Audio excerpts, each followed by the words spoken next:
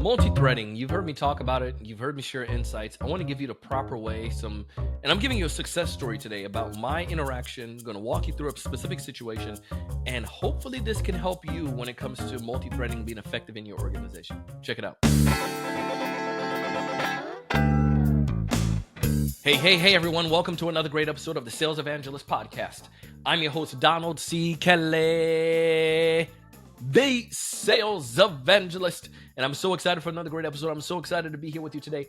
And on this episode today, I have the one and only myself. Today, we're going to be talking about a situation around multi-threading. And I wanted to address this personally. I've had experience with it, but I want to give specifics because I know sometimes you tell me when you connect with me on LinkedIn that you like the show because we give you specifics, we give you actionable stuff, and it's bite-sized. Well, today, speaking of that, I want to give a big shout-out some folks that connected with me. Donnie, appreciate you. Donnie, appreciate you connecting with me on LinkedIn. Big shout-out to Cameron. I appreciate that you connected with me on LinkedIn. Max, good old Max Weiss, thanks for connecting with me on LinkedIn. Robert, Shane, I appreciate you guys. Thanks so much for connecting. If you would like to connect with me, you heard your name, you want to get a drop your name, shout out on the podcast, go ahead and connect with me on LinkedIn. Donald C. Kelly. Again, Donald C. Kelly. Now, let's start talking and having a conversation around this thing.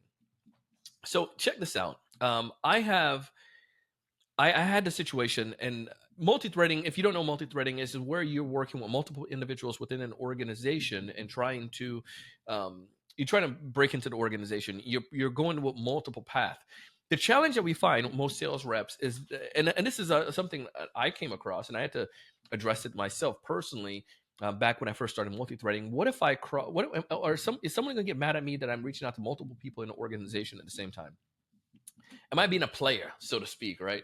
Am I trying to hit up two individuals? They might get annoyed of me and so forth. Now, in a small organization, that it could be the case, but here's the critical component. I talked about this in a previous episode, and this is that kind of like the part two to it.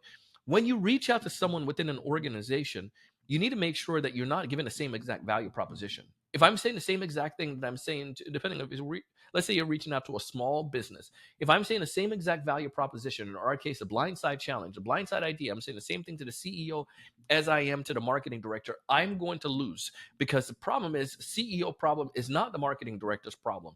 No matter how big the organization is, there may be some of those things that may be overlap. But the thing is, they're individuals that have different components or different areas that they're focusing on. So your blindside challenge, a challenge that your prospect don't know anything about, they're blind to, that you can emphasize, that you can help them out with, needs to be unique to that particular client and to that particular prospect. So in this case, if I'm multi-threading, the CEO may be more concerned about expansion of the organization, generating more revenue. The marketing director may be more concerned about generating more leads inside the organization. Yes, both of them will lead to the same end, organization benefiting and growing, making more money, but I have different responsibilities, and most people are siloed. So we want to make sure we give them the message that they have in their silo. Am I making sense on that? So check this out. To protect the innocent, I'm going to use different names. So Mike and Lenny. All right, so check this out. And this is, again, true story. If you want to connect with me personally, I can go ahead and show you the communication. But here's what happened. Mike, I reached out to Mike and Lenny. Both of them are within this organization. And this is for our production organization, Bluë Mango Studios. And we produce podcasts for other brands, and it's a lead generation source and authority building thing. So one of the Mike, I reached out to Mike on LinkedIn. I saw Mike was interacting on LinkedIn, so I engaged on LinkedIn first and had a conversation with Mike. Mike then was able to Mike was over like events within the organization. So Mike said, you know what, this could be something that would be beneficial. And this was like a couple months ago. Mike said, when I'm not the person, you need to connect with somebody else in the organization. So I contacted that other person in the organization, and I was also reaching out to that person on social as well at the same time. Obviously different value prop or blindside challenges. And that individual never heard back. So I let time pass, and then I went back to Mike and I reached out to Mike. And I had to dig deeper to kind of figure out, Mike, you had interest in this, and you think it could benefit the organization. And I neglected to get all of this the first time. So I went back and I just asked Mike, how do you see this benefiting you or benefiting the organization? Mike was able to share some of the challenges the organization was facing, and I was sitting here jotting them things down like detail. Mike explained to me what their biggest pain problem was right now, and from their marketing end, and what their whole point with customer retention was a critical component. Now, the other individual that I wanted to reach out to in the organization was new as well. Now, this was a cool part with multi-threading when you do it right. I got the permission from Mike to engage this other person, and to which was Lenny. Mike was also gracious enough to be willing to prep Lenny before my reach outreach. And the reason why I think Mike was obviously a nice person, but also I think because Mike recognized the value that this could solve, the value this could bring to the organization, and it could solve a problem not only for Mike but also for Lenny as a whole. So Mike reached out to Lenny, didn't do an introduction, but did a preface saying, "Hey, you're going to get hit up by this amazing guy named Donald, um, and with this awesome organization, and he's gonna tell you about some things that can help us out when it comes to generating new business and also to retain some of our customers." So it was a issue that again could benefit Mike, but Mike wasn't the main player. Mike's Lenny was new to the organization. This was going to be Lenny's major issue to solve. It was absolutely no brainer. Now here's what happened. I called Lenny, nothing. I sent Lenny an email, nada. So I was like, oh heck no, man, I got played again.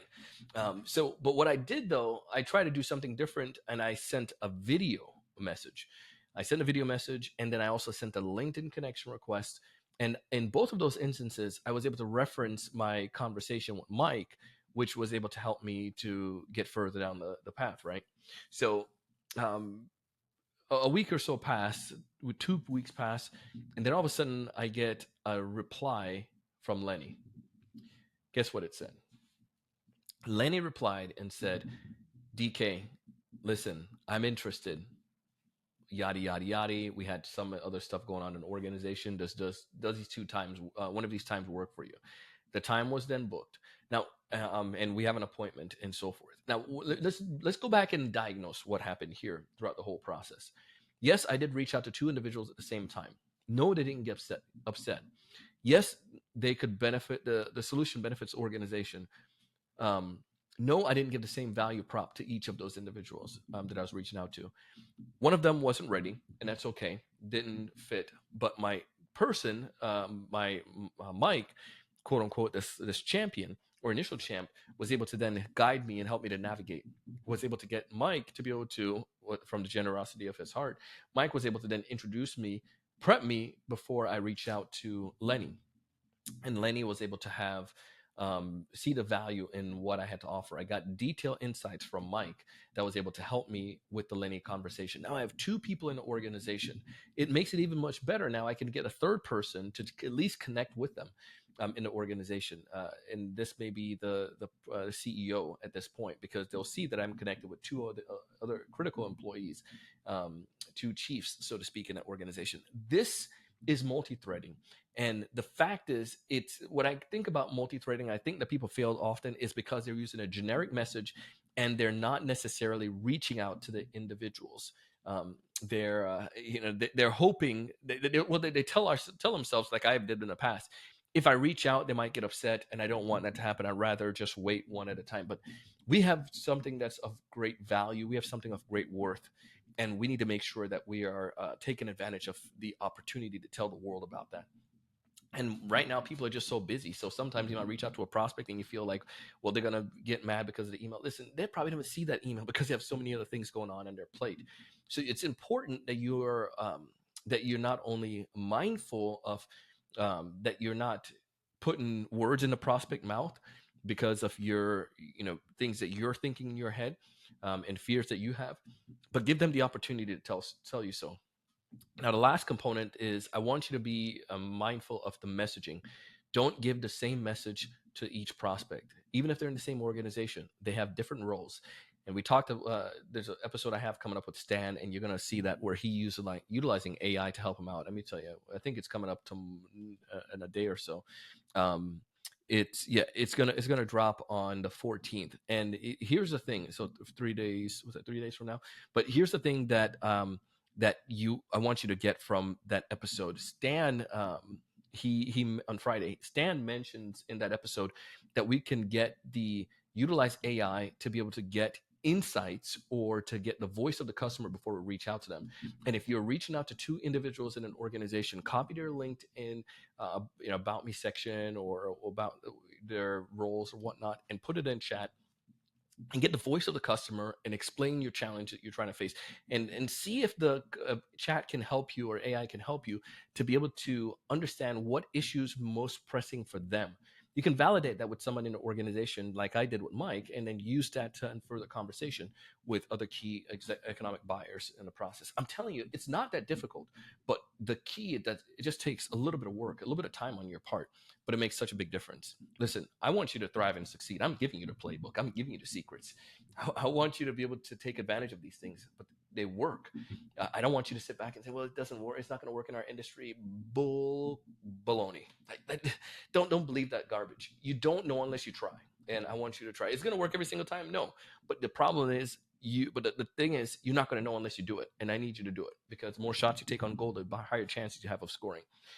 Listen, I want you to thrive. I want you to succeed. I want you to raise the level of thinking.